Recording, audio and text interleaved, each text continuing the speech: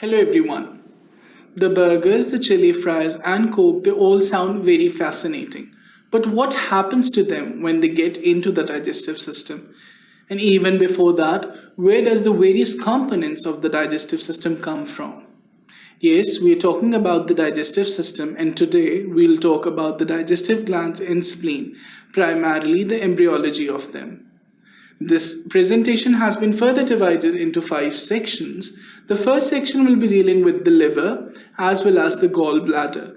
We'll see how the liver is being formed, what are the embryological origins, how the bile duct and various cystic ducts are formed.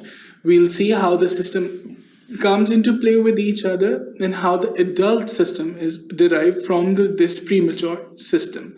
Then in the second section, we'll be talking about the clinical correlates of the liver as well as the gallbladder.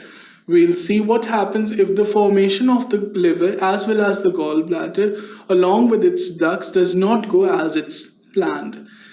In the third section, we'll be talking about the pancreas. We'll see how the pancreas develops embryologically. Then we'll see how its ducts are formed. And finally, we'll see the histogenesis of the pancreas. That is how the various cellular components of the pancreas are formed and what are their embryological origins.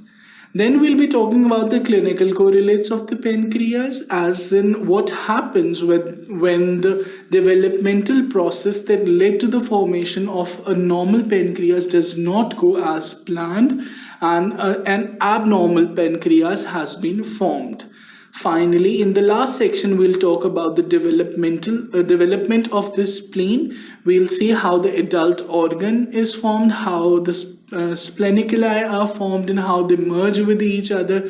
We'll see how the splenic mass and splenic ducts are formed. We'll see how about the histogenesis of the spleen, that is how various components of the spleen are derived embryologically, and finally we'll see the clinical aspects of the spleen, that is